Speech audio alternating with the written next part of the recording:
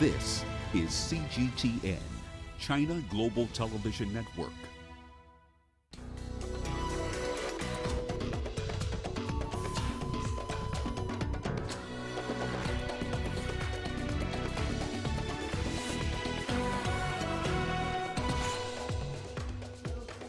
Chinese Foreign Minister Wang Yi begins four-day Africa tour with a visit to Eritrea.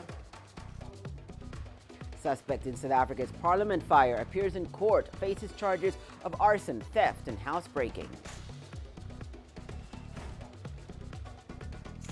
And Canadian court awards $83 million to some families of victims of Ukrainian airliner downed by Iran in 2020.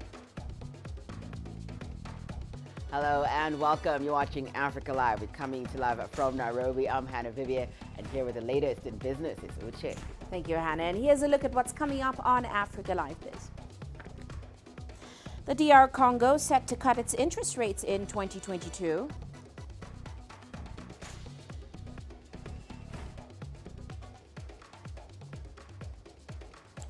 And South Africa moves to reduce red tape to improve the business environment for small traders. Of course, all that coming up within the program. For now, back to you, Hannah. Thank you so much, Uche. We'll see you in a bit. Well, Chinese State Councillor and Foreign Minister Wang Yi is visiting Eritrea, the first stop of his first overseas trip this year. Our reporter Wang Bo tells us what to expect from this visit. Starting a New Year's work with diplomatic visits to Africa has been the tradition of Chinese foreign ministers for 32 years. And this year, Wang Yi will be visiting 3 African countries during his 4-day trip that starts on Tuesday. He will be going to Kenya, Comoros, after Eritrea. Wang's visit comes after the 8th Ministerial Conference of the Forum on China-Africa Cooperation. According to Chinese Foreign Ministry, this trip means to promote the implementation of the outcomes of the conference, dovetail new measures for cooperation, support African countries to better deal with COVID-19, and achieve economic recovery at an early date. China and Eritrea established the diplomatic relations in 1993. Since then, the two countries have maintained a sound relationship. In November 2021, Eritrea signed the Belt and Road Initiative Memorandum of Understanding, becoming one of the latest countries to join the initiative. During his visit, Foreign Minister Wang Yi will meet with the country's president and his Eritrean counterpart. Wang Bo, Asmara, CGTN. Well, China's support to Eritrea goes back several decades, starting with Eritrean liberation struggle. The two nations establishing diplomatic ties in 1993, the same year that the Horn of Africa country gained its independence from Ethiopia. CGTN's Daniela Pearson takes a look at their current economic ties. China and Eritrea's friendship is grounded in principles of non-interference and safeguarding sovereignty and independence. On the development front, China has financed a number of projects. In 2007, China and Eritrea signed economic deals which included the removal of tariffs on Eritrean products imported to China, the partial cancellation of Eritrea's debt to China, and an extension of Chinese technical assistance to Eritrea, particularly in the health sector. More recently, since 2018, a Chinese-made solar power plant has been helping Eritrea access green energy. It produces an average of 11,000 kilowatt-hours of electricity per day. Eritrea has one of the lowest electrification rates in the world. The capital Asmara's unlimited supply of clean energy is able to help boost the country's economic development. In 2021, Eritrea became one of the latest countries to join China's Belt and Road Initiative, marking a new chapter in relations between the two countries. Chinese Foreign Minister Wang Yi met the Eritrean Foreign Minister Osman Saleh Mohammed in Dakar in November last year during the Forum on China-Africa Cooperation. The two top diplomats hailed Eritrea's joining of the BRI as an opportunity to deepen cooperation in fields such as ports, energy, infrastructure, agriculture, and mining. Daniela Pearson, CGTN. Sudanese security forces fired tear gas at anti-military protesters in the capital Khartoum on Tuesday. That's according to witnesses. Thousands of protesters gathered across various cities in Sudan days after the resignation of the country's civilian prime minister. Witnesses say that streets leading to the presidential police and army headquarters were sealed off amid heavy security presence. Protesters are calling for the disbandment of Sudan's ruling council, headed by military leader General Abdel Fattah al-Burhan. Burhan led the October 25th takeover that derailed the transition to civilian rule. The takeover triggered mass demonstrations. According to the Independent Doctors Committee, at least 57 people have died and hundreds wounded since protests began. Well, still in Sudan, and the military chief Abdel Fattah al-Burhan on Tuesday held talks with a U.S. envoy in Khartoum. Burhan told the U.S. Embassy charge d'affaires Brian Shulkin that the doors of dialogue would remain open for all political forces and the youth of the revolution in order to agree on completing the structures of the transitional period. Shulkin, on his part, emphasized that Sudan needed to continue the path of democratic transformation. He also called for the formation of the executive government and completion of the transitional authority structures. Let's head over to South Africa now, where the man accused of burning the country's parliament on the 2nd of January made a brief appearance in the Cape Town Magistrates Court today. The inferno, which started in the early hours of Sunday morning, destroyed the historic National Assembly complex and caused extensive damage to the old assembly building. Firefighters battled for 2 days to bring the fire under control. Renel.com reads us the details. An unemployed man from the Cape Town township of Khayelitsha appeared in court in connection with allegedly starting the blaze. 49-year-old Zandile Christmas Mafe was arrested in the parliamentary precinct in connection with crimes against the state on the day the fire broke out. He was allegedly in possession of laptops, documents and crockery. He's facing 5 charges currently. Those charges include housebreaking with intent to steal and theft, 2 counts of arson, possession of an explosive device, and destruction of essential infrastructure. Senior counsel for the accused says police arrested the wrong man. My client denies and rejects these charges, and therefore he is pleading not guilty, and he will continue pleading not guilty. No explosive were ever found in his possession, and those explosives would definitely belong to somebody else. According to the charge sheet, Mafe stands accused of wrongfully and intentionally placing and discharging explosives or a volatile liquid in containers in South Africa's Parliament building on the 2nd of January, with intent to cause damage or destroy the building.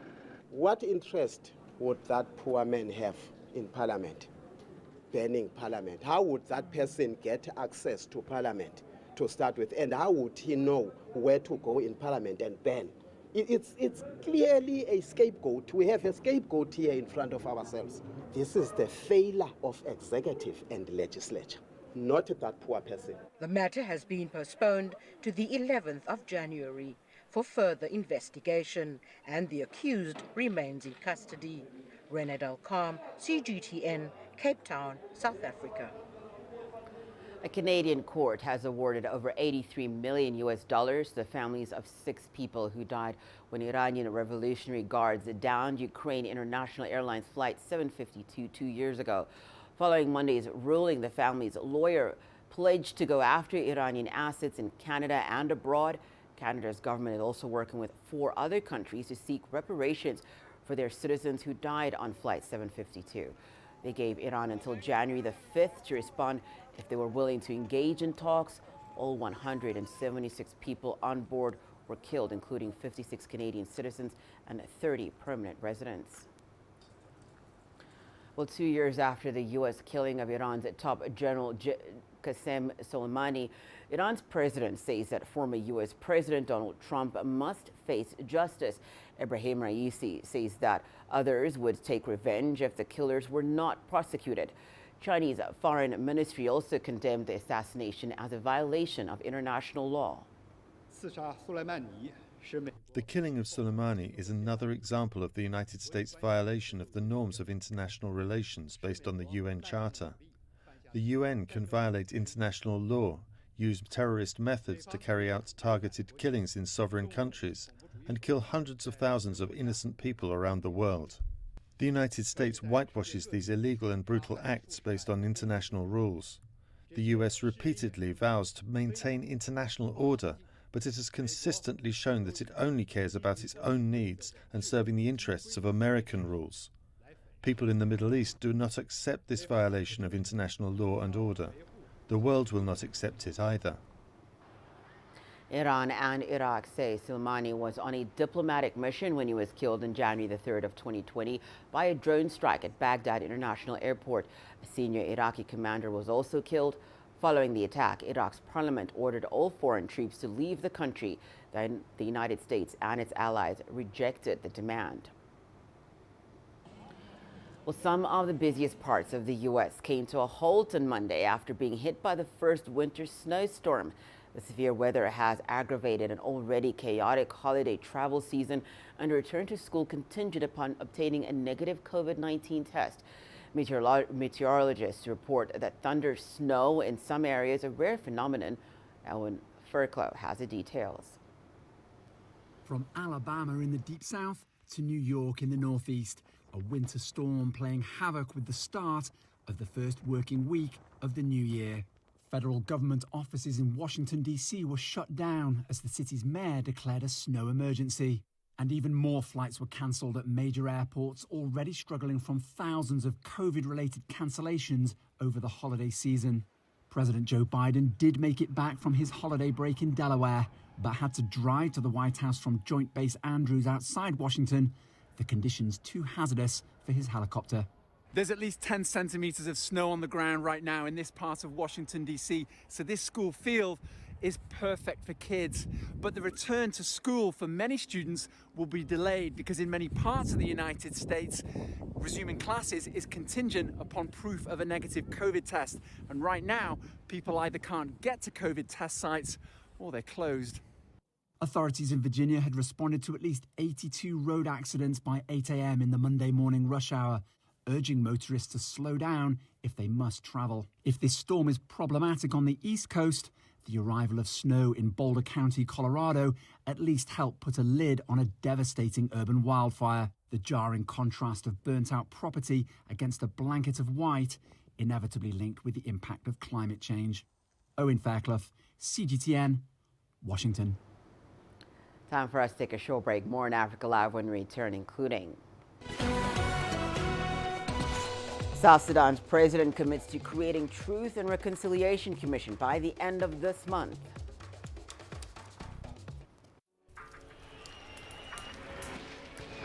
So this is it. I'm just about to be shot. The tents here, bottles are being thrown as they do so. There are about 3 critical bridges here in Malawi. That's one of them. We're going to cross that bridge. As you can see behind me, police forces who are replying with gas. Gas just came in. Tear gas, so it's all begun now. Divisions leading the charge into West Mosul have brought us here. Just got to be careful here with some gunshots. This is where most of the fighting has been concentrated. This is the front line now after 9 days of fighting. We're about 2 to 3 kilometers from the front line. Within clear view of this front line position.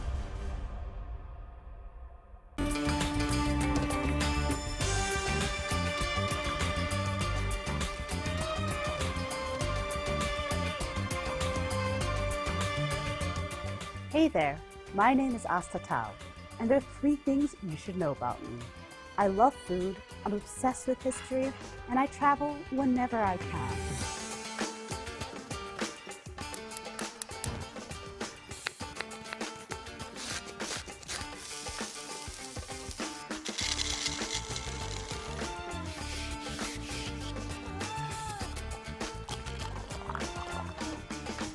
So join me as I explore cultures through food, meet innovative chefs, and celebrate Africa's diversity.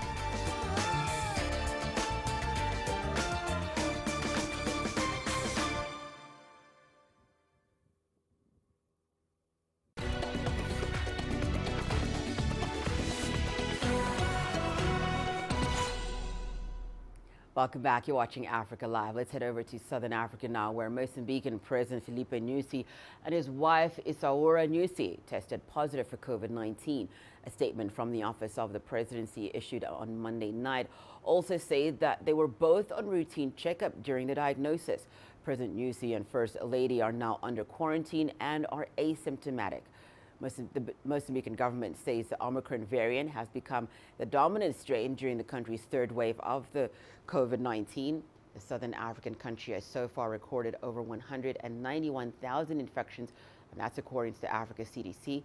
The health ministry there has also recorded 12 deaths in the last 2 days, bringing the total deaths to about 2,000 since the outbreak.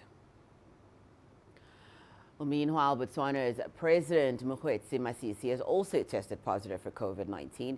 According to government spokesperson John Thomas Dupoe's statement on Monday, Masisi is currently in mandatory self-isolation. He's not exhibited any symptoms and will be under close medical monitoring. In the meantime, Vice President Slambert Tsogwane will be acting as president until further notice. This comes at a time when the Omicron variant is becoming dominant worldwide. It was first detected in November of 2021 in Botswana, where 71% of the population is already vaccinated. The southern African country has been putting in place measures to fight a highly contagious variant. The government recently launched a campaign for a booster vaccine and also lowered the inoculation age to 12. Botswana has been experiencing a sharp rise in COVID-19 infections since November, recording at least 800 cases daily. Meanwhile, medical experts have urged Zimbabwe's government to reconsider its decision to indefinitely postpone reopening schools for the 2022 year due to an increase in COVID-19 cases. Only exam candidates have been allowed to go back to school. All others were due to return on January the 10th. Farai Mokotia brings us the details. It's back to school, but only for those writing public exams. Everyone else will have to wait for a surge in COVID-19 infections to subside before returning to class. Despite the rise in cases, health experts want the government to rethink its position. We have noted that children are not affected by COVID-19 as much as adults are. Fatalities from COVID-19 are generally very low among children, not just in Zimbabwe. And is largely, believed that children are super spreaders of COVID-19. It is actually noted that it's not been true. So we do not agree with the decision to delay the opening of schools. Instead, they say authorities should step up vaccination for teachers and consider expanding inoculation to young children. Teachers have questioned the government's motives. I believe that the decision made was suspect, especially given that teachers, as teachers, we've been crying about more salaries and a readjustment of our salaries from the current about $120 to $520. So we believe that, yes, while the government is possibly trying to protect us from the outbreak that is rising a bit, the issue is possibly also to do with the issue of teachers complaining about funds for going back to work. Disputes over pay and the COVID-19 pandemic have combined to keep many out of school over the last 2 years, with detrimental impact. We have noted an increase in substance abuse in Zimbabwe among adolescent children. We have also noted an increase in child marriages, teenage pregnancies. Parents are up in arms over the short notice given by government. Mother of two, Edna Chari, fears her children have regressed and can ill afford to lose any more time. My children learn in the rural areas. They have no phones for online learning, and even if they did, there is nowhere to charge them. I wonder if this pandemic continues, does it mean our children will remain uneducated? A tough question that many here are pondering. The disruption to the academic calendar over the last 2 years has raised concerns about the full academic, social, and biological development of students. Yet another postponement means more uncertainty.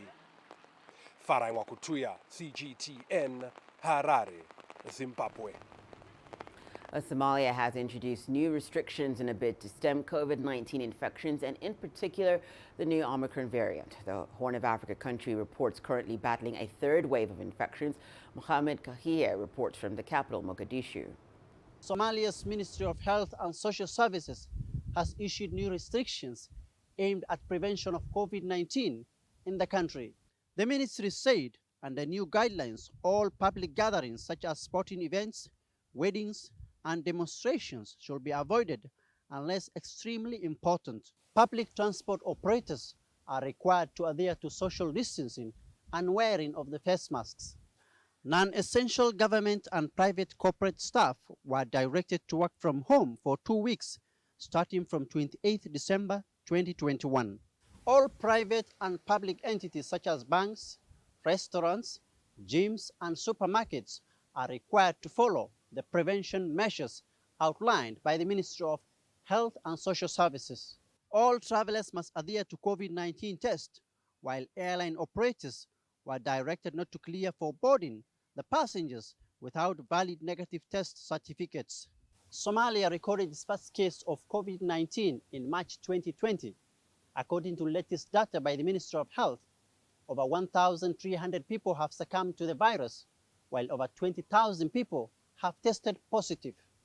Despite the weak healthcare system in the country, experts have applauded the measures taken by the Somali health authorities in curbing the spread of COVID-19 in the country.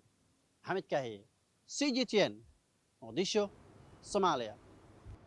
In other news from the continent, South Sudan's President Salva Kiir says that he is committed to implementing the country's 2018 peace deal. President Kiir says that his government is working to set up all institutions dictated by the peace deal that ended 6 years of civil war in the country. CGTN's Patrick Oyet reports. South Sudan's President Salva Kiir says the country needs healing if it is to recover and re-emerge on the path to unity and sustainable peace. 6 years of civil war from 2013 to 2018 divided South Sudanese people along ethnic lines. We will be embarking on the process of establishing the Commission for Truth, Reconciliation and Healing by the end of January 2022. But the country's main opposition leader, who is also the first vice president, says more still needs to be done. Even if we succeed in formation of any other structures without the security arrangements, the process, the new setup would be very, very shaky indeed. The Commission for Truth, Reconciliation and Healing is expected to enable the country to acknowledge its past violence. The Commission is also expected to help the truth to be known publicly, enable justice to be done, and support victims and the society to move beyond the painful past into a united and peaceful future. Patrick Oyet, CGTN, Juba, South Sudan. In Libya, MPs in Tobruk, where the Eastern Parliament is based, are continuing talks on the postponed elections. On Monday, the Parliament summoned the Elections Commission to discuss how to resolve the obstacles facing the vote. The head of the Elections Commission cited a force majeure or uncontrollable circumstances standing in the way of the vote. He didn't publicly specify what those were, though. More with CGTN's Adel Morhuhi. The Libyan Eastern-based parliament continued its election talks this week after summoning the head of the nation's elections commission, Ahmed El-Sayeh.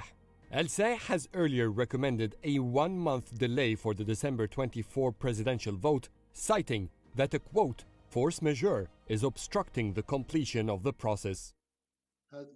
I believe that this week's parliament session was a waste of time and created confusion. The truth is that everything Mr. Ahmed Al-Sayeh mentioned are issues that should have been raised months ago before we started the electoral process. He talked about flawed election laws. We warned about that. Even the talks about forging documents are not justified. He could simply have said we cannot proceed with the elections until these flaws are fixed, instead of wasting all this time. Monday's session, however, didn't specifically announce what the threats against Libya's polls are.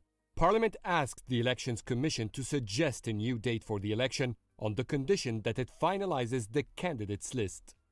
The Elections Commission cannot announce a list of candidates as long as Saif al-Islam Gaddafi and Abdul Hamid Deiba are running. This is the force majeure that no one wants to talk about.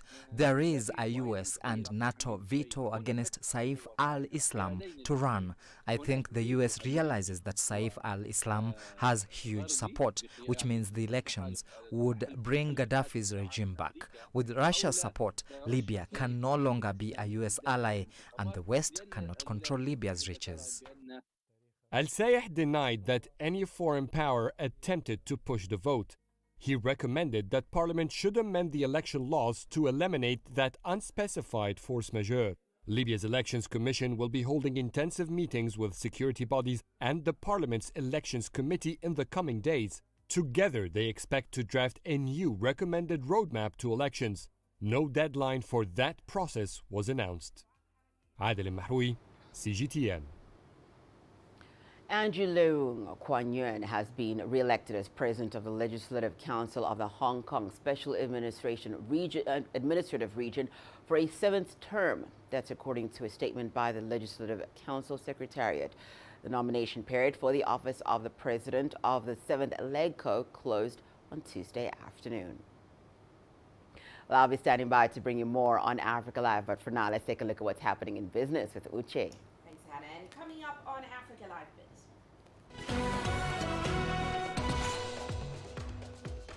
To cut its interest rates in 2022. How will your world change today? What happens here? What happens there? Or what you make happen for yourself. If it matters to you, it matters to us too. Your stories are the stories that need to be told. Africa Live. Find your voice. Africa is the nexus of enterprise, and global business will tell you why it matters. From the mega investment projects to multi-billion-dollar mergers and acquisitions. Africa today collects, just in terms of revenues from taxes alone, $545 billion a year. If you take 10% of that and you devote it to the energy sector, problem solved. All this on Global Business, weekdays at this time on CGTN.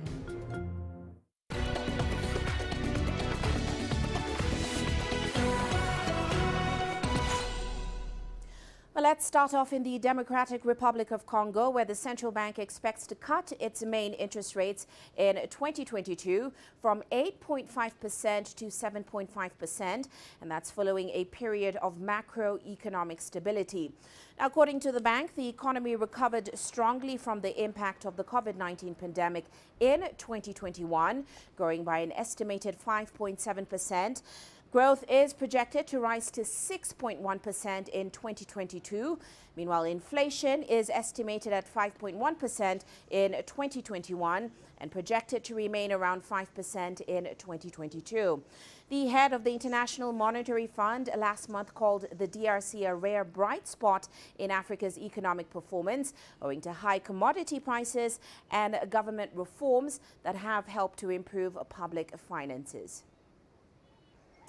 Meanwhile, in Senegal, President Macky Sall has laid the foundation stone for the construction of a $1.13 billion deepwater port just south of the capital, Dakar.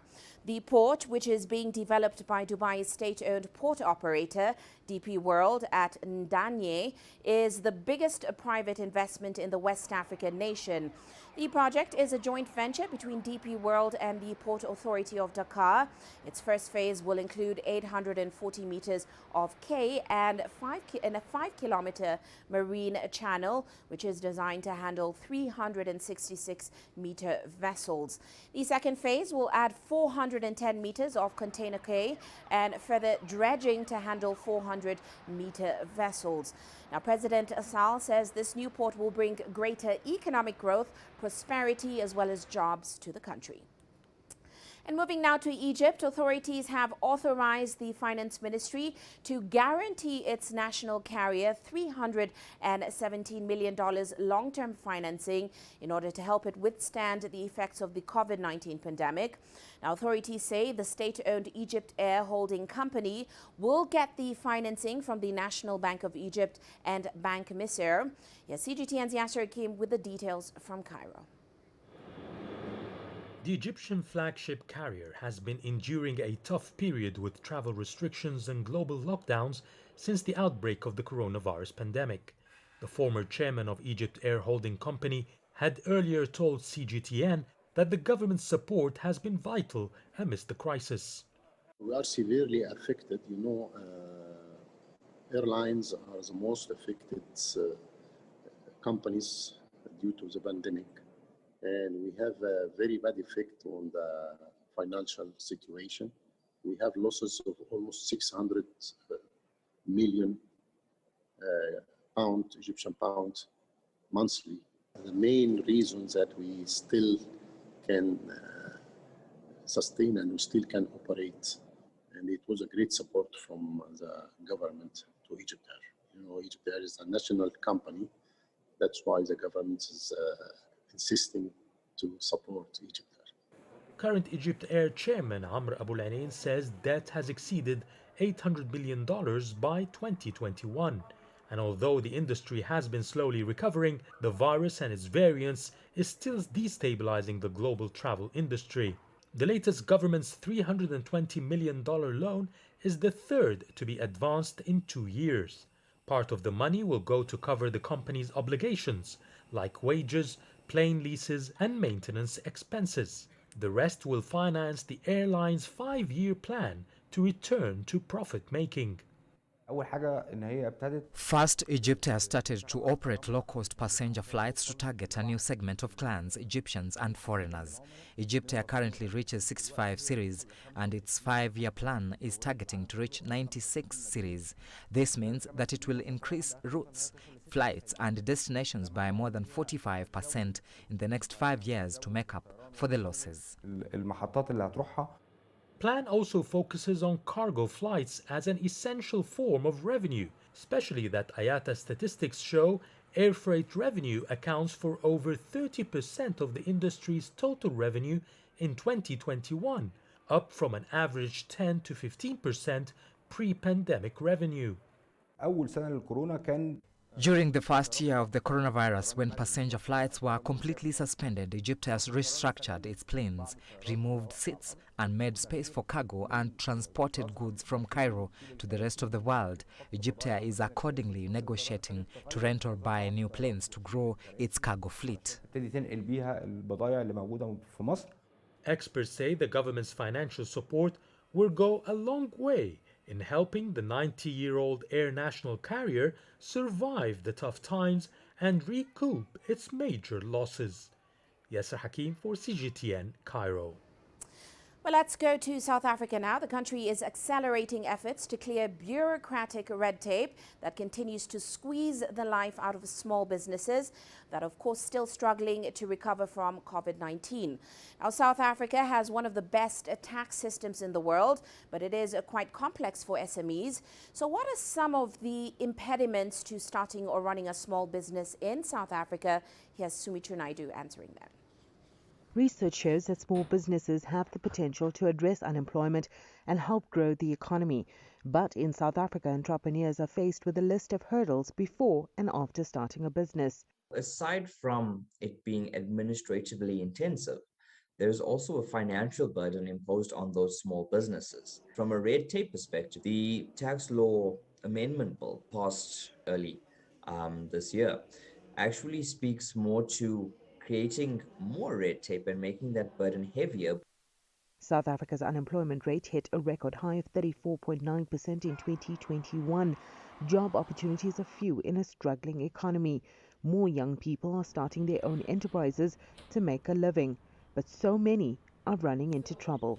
Finances are obviously an issue for SMEs.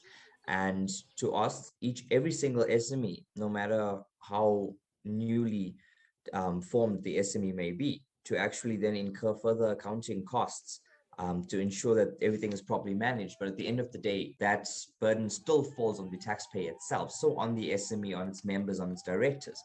But very much from that perspective, you're looking at fines, maybe a bit of prison time. According to Stats SA, in March 2021, 216 companies had been liquidated, a 21% jump from the previous month. While COVID was a factor, closures were also due to non-compliance. Non-compliance becomes very dangerous because failure to obviously satisfy that with SARS means you're non-compliant, which means your debtors won't pay you money that's owed, and nobody will really want to do business with you in terms of suppliers, because suppliers do typically request a tax clearance certificate. And without that, you are basically dead in the water. Government has committed to make it easier for small businesses to start, grow and compete. While some small businesses are feeling optimistic, they will need to prepare themselves for the hard work that lies ahead. Sumitra Naidu, CGTN, Johannesburg, South Africa. And in Uganda, self-proclaimed wastepreneur Faith Aweko saw an opportunity to turn plastic waste into fashionable pieces. Now, Aweko collects bits of discarded waste and turns them into durable and sustainable handbags. This provides a solution by diverting some of the waste that would otherwise end up littering the city and clogging vital sewage systems. Kampala, Uganda's capital, churns out 1,000 tons of garbage per day, according to the National Environment Management Authority. But what many see as trash was viewed as a solution-based business opportunity, turning plastic waste from landfill sites into fashionable handbags. I like to call myself a wastepreneur because I deal in waste, and this is something that most people don't want to associate with waste, plastics, dump sites, garbage, and yet this is something that is providing employment to women who are collecting the waste, to women who are sorting, to women who are washing, and also women who are processing and making the beautiful bags that Reform Africa is making. And then we are also able to provide an income for ourselves and the other employees, and I'm also championing in saving the environment. The Reform Africa team regularly collects, washes and hangs out discarded plastic bags from Kampala's dump sites. Aweko has employed 8 women whom she trained and hired from the surrounding community.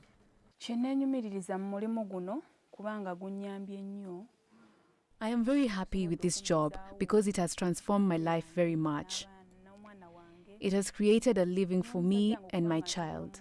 I am now also able to assist my spouse when he's struggling. This job has really helped me. The other thing I like about it is that we empty communities of these polythene bags, which saves the environment.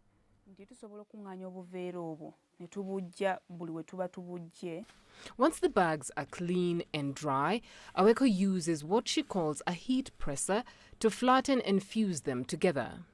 The pieces are then cut into patterns and stitched together to create colorful bags and accessories.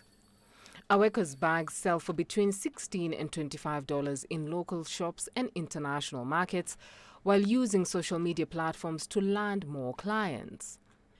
Aweko is a graduate of the Social Innovation Academy outside of Kampala, which helps young aspiring social entrepreneurs take their ideas to the market. We have shops both here in Uganda and also in Europe. In Uganda here we have 6 shops, 4 in Kampala and 2 upcountry that retail our products on a commission base.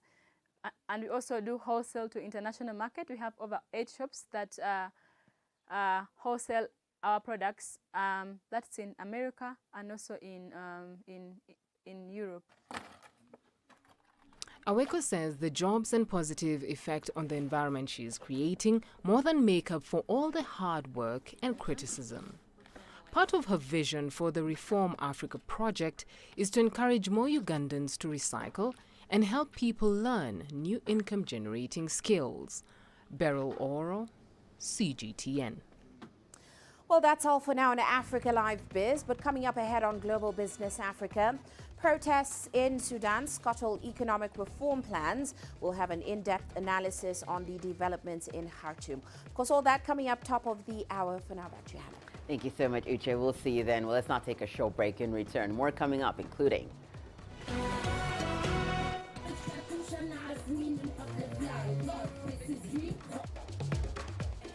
an all-female rap group in Tunisia seeks to promote the genre to more women.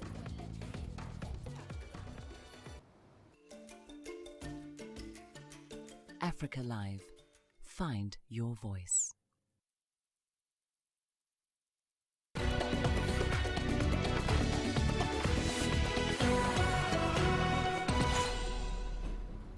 Welcome back to Africa Live. We head over to Tunisia now, where music artists have launched an all-women hip-hop album with the aim of expanding the space for women in this popular genre. Here's CGTN's Mohamed Abubakar with the story. La Fabrique Art Studio in Tunisia has launched an all-female hip-hop album, hoping to encourage women to break free from social norms. Women rappers such as Nasreen Muqdad, also known as Anonymous, say their talent is usually less recognized, as rapping in Tunisia is mainly male-dominated.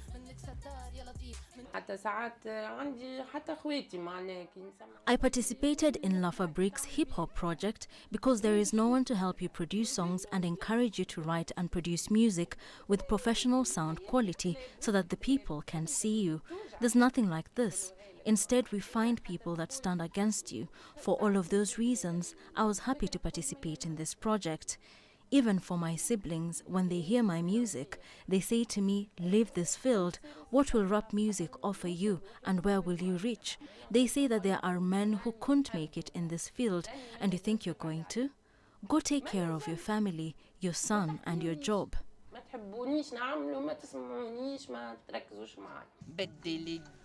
Despite starting a career in rap 10 years ago, Anonymous says she is still trying to find her place in the scene and break free from social norms, preventing women from succeeding in the rap game. And through the newly launched project, La Fabrique Art Studio hopes to pave way for more talented women. This experiment is based on the production of an entire album in which women contribute in some way to be committed to all the issues that concern them at the social and economic level, male domination, misogyny and misogynistic speech in the public space. We are trying as much as we can to create role models to set an example, primarily to pave the way for all women who still want to be productive. The project will also help female artists write lyrics, produce songs, and distribute them online and on social media platforms. Mohamed Abubakar, CGTN. The sport action coming up after the break. We're also bringing you this story. China is ready with 30 days remaining until the 2022 Beijing Winter Olympics.